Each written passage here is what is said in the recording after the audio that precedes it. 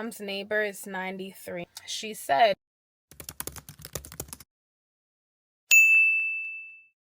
what she said, the secret is to always smile, to keep smiling, and to have a song in your heart. And baby, just know that God is the song in your heart. Okay? And honestly, like, when I see the way that she's laughing and giggling, and she's 93, and like she's bringing up like, oh, like there's a lot of people dying around me, and it's like, the thing is that like, I feel like there's so many things that I've even learned even from this experience, even with like recounting the things that my mom would say, the commentary that she would make. And it's like, y'all, you can't worry about that. Like, and that's the thing, I understand the real fear of death when people get to a certain age. Like, I saw my mom and how, little by little she would get discouraged when she would call to talk to her friend, and then she finds out her friend passed away. She's calling, she don't hear from her friend for a year. Come to find out the friend passed away. I can't imagine how discouraging that is, because I know, like, my heart is broken, and all I could think is like, this is what it's gonna be like. So you mean to tell me that when I get to be an old lady, 50% of the people that I knew in my life, who I knew and loved and cared about, are just gonna be gone? Like, that is hard to process. I'm trying to wrap my head around it now, because it's like, the person who was most important to me in life is gone, and it's kind of like, my heart aches physically, you know what I mean? So it's just like, this is what we have to look forward to. But all in the same breath, when I look at that old lady, she was 93. One thing that I noticed about her is that she would giggle. She was giggling, cheese in her little face, just smiling. And I'm like, I think that has a lot to do with it.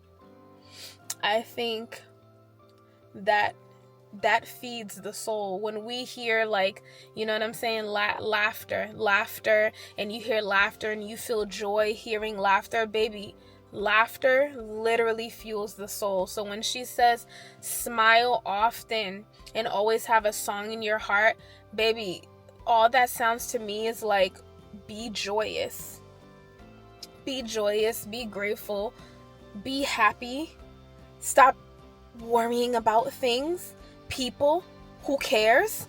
You know what I mean? Like, there were times where my mom wouldn't want to go do stuff because she's like, oh, and I'm limping, and my feet are swollen, and this, that, and the other, and people are gonna look at me and they're gonna laugh at me. And I'm like, Mommy, you are an elderly woman. Nobody cares about that.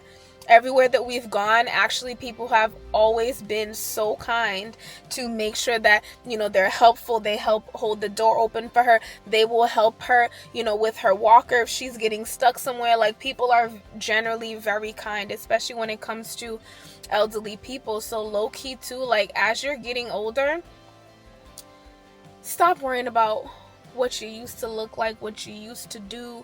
You know what I mean? Like, listen, if you in your 80s, you don't need to be worried about, like, oh, but people can't see me now. You're not going to look the same as you did. You're not going to operate the same as you did. You're not going to move the same as you did as when you were 35 and 25. And I think, that's something to register, that it's like, for one, don't hold on too much to your vanity, because it's just like, let me tell you something, getting older will be 10 times harder if the only thing that you're concerned about is your appearance. You know what I'm saying? Like, hold that. If the only thing that you're concerned about is your appearance when it comes to getting older, you are going to have a hard time, because we're all going to age. We're all gonna age. The face gonna look different. Little whiskers gonna be popping up here and there. And you do what you do and you move forward. But don't think that you need to hide yourself away, that you need to cower away anywhere on account of getting older. I plan to make sure that I enjoy my life till the very end.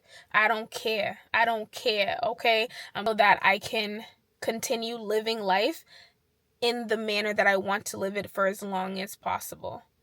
And I encourage you to do the same. I encourage you to not give a damn about what other people are saying about you.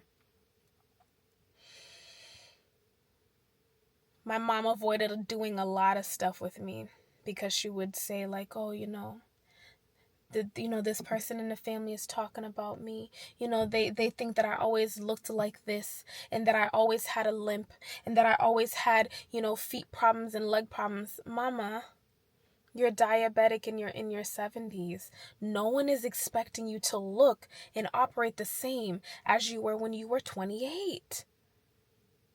Stop worrying about what other people are saying about you and just live. Live.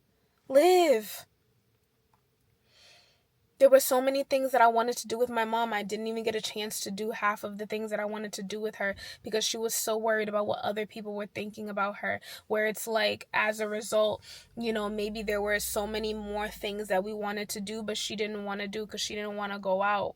You know what I mean? Like, there are times where maybe I wanted to record her on my videos. She didn't want me to record her, and it's just like, all for what? Because to me, you're beautiful. To me, you were always beautiful. To me, you've always been beautiful.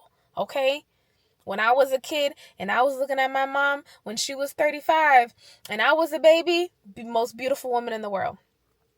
When I was 15 and she was damn near 50, the most beautiful woman in the world. Now at 36 and she was 70, still the most beautiful woman in the world. Okay? Like,